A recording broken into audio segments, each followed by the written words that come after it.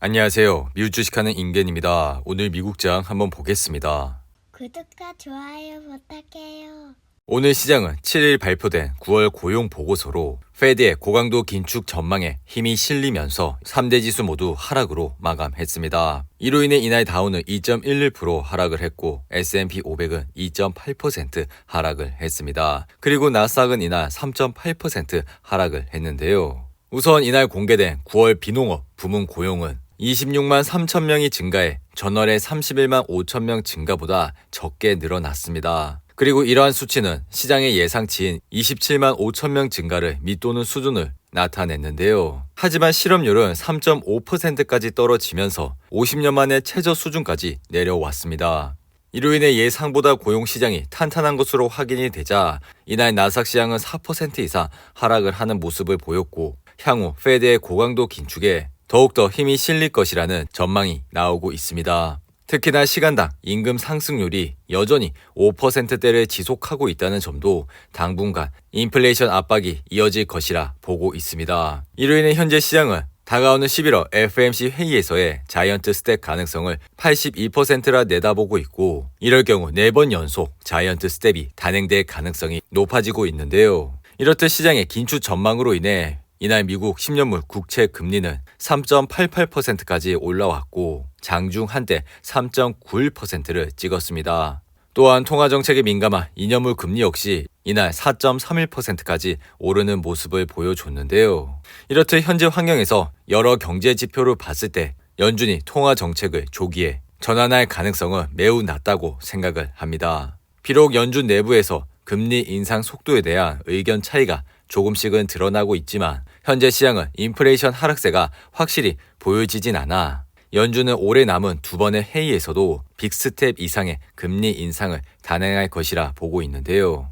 그리고 이러한 약세장의 흐름을 반전하는 트리거는 고용이라고 생각을 합니다. 시장이 공식적으로 인정하는 경기 침체의 시작은 대체로 실업률이 본격적으로 상승하는 국면이었고 그리고 1950년대 이후 실업률이 상승할 때 연준이 금리를 올렸던 적은 없었습니다. 다만 과거와 달리 지금 시장은 유동성이 크게 늘어나면서 보유 자산을 축소해야 하기에 경기 침체 국면에 접어들더라도 바로 금리를 내리기보다는 한동안 높은 수준의 금리를 유지할 가능성이 높죠. 그리고 오늘 발표된 비농업 부분 고용 역시 서비스업 호조로 미국 고용시장은 아직까지 견조한 모습을 보여주고 있습니다. 그리고 이러한 서비스업 고용 호조는 시장의 임금과 물가를 높이는 요인이 될 수 있다고 생각이 드는데요. 이로 인해 현재 나스닥 시장은 이날도 급락을 하면서 아래 보이신 RSI는 36으로 마감을 했습니다. 나스닥 시장은 9월 30일 1575를 찍고 2% 이상 상승을 하면서 반등을 했지만 이내 다시 한번 하락세를 보이면서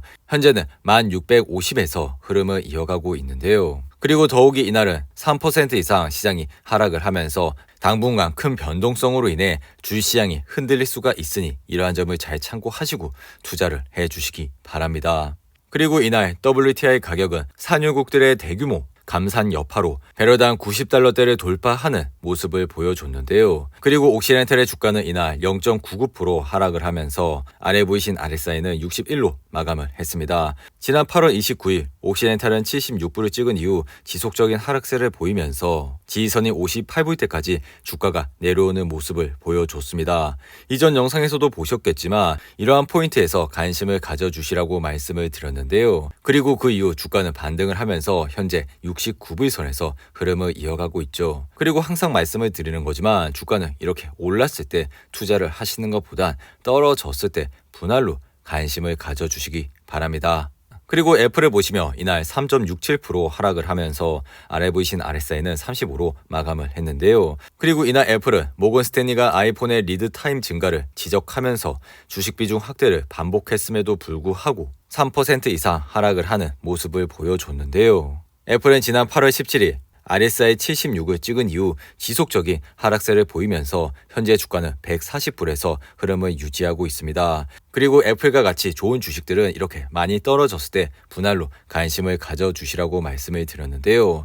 애플도 마찬가지로 RSI가 30대 초반까지 내려가게 된다면 분할로 관심을 가져주시고 항상 주가는 이렇게 올랐을 때 투자를 하시는 것보다는 떨어졌을 때 관심을 가져주시기 바랍니다. 그리고 이날 테슬라는 6% 이상 하락을 하면서 아래 보이신 RSI는 27로 마감을 했는데요. 테슬라는 9월 30일 AI 데이 이후 지속적인 하락세를 보이면서 현재 주가는 223불대에서 흐름을 이어가고 있습니다. 그리고 AI 데이와 더불어 3분기 출하량이 시장의 예상치를 하회하는 모습을 보여줬기 때문에 주가의 흐름세는 좋지 않은 모습을 보여주고 있죠. 하지만 테슬라는 여전히 뛰어난 성장세를 보여주고 있고 수익 또한 증가세를 보여주고 있기 때문에 이러한 기업 역시 많이 떨어졌을 때 분할로 관심을 가져주시기 바랍니다. 그리고 이날 AMD의 주가는 실적 경고로 14% 가까이 폭락을 하는 모습을 보여줬는데요. 이로 인해 AMD의 주가는 현재 58불대까지 떨어졌고 더불어 이날은 거래량을 동반한 하락세를 보여줬기 때문에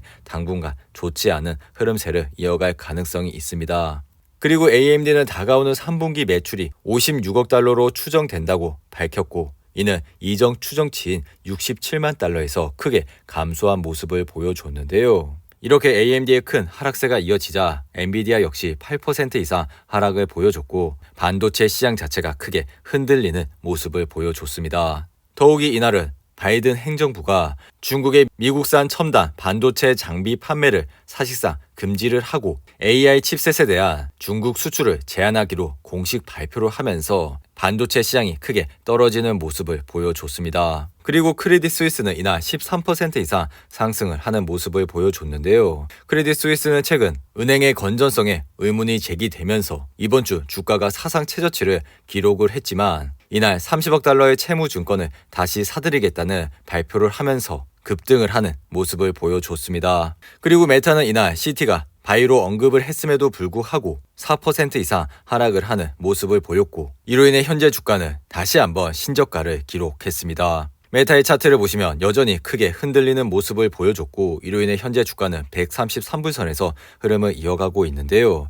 메타는 최근 실적 발표 때마다 급락을 하는 모습을 보였고 이로 인해 다음 분기 실적을 확인을 하시고 투자를 해도 늦지 않으니 이러한 점을 잘 참고하시고 투자를 해주시기 바랍니다. 그리고 이날 리프트는 RBC에서 주가를 아웃퍼폼에서 하향 조정한 이후 이날 8% 이상 하락을 하는 모습을 보였고 유니티 역시 좋지 않은 흐름세를 이어갔습니다. 그리고 현재 스파이 ETF를 보시면 이날 2.79% 하락을 하면서 아래 보이신 RSI는 38로 마감을 했는데요. 스파이 역시 최근 좋지 않은 흐름세를 보이면서 현재 주가는 362불에서 흐름을 이어가고 있습니다. 최근 급격한 금리 인상과 더불어 다가오는 경기 침체 이슈로 인해 개별 주식을 하시는데 크게 어려움이 있을 것이라 생각이 듭니다. 하지만 이런 스파이와 V55와 같은 좋은 ETF를 매달 적립식으로 모아 가신다면 주식시장에서 받는 스트레스 없이 앞으로도 좋은 수익을 얻으실 수 있을 것이라 생각이 드니 이러한 점을 잘 참고하시고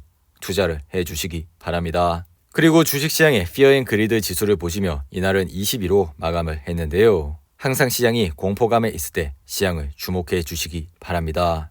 오늘도 8분이 넘는 긴 영상 끝까지 시청해 주셔서 감사하고요. 가시기 전에 구독과 좋아요 잊지 마시고 그럼 다음 영상에서 찾아뵙겠습니다. 감사합니다.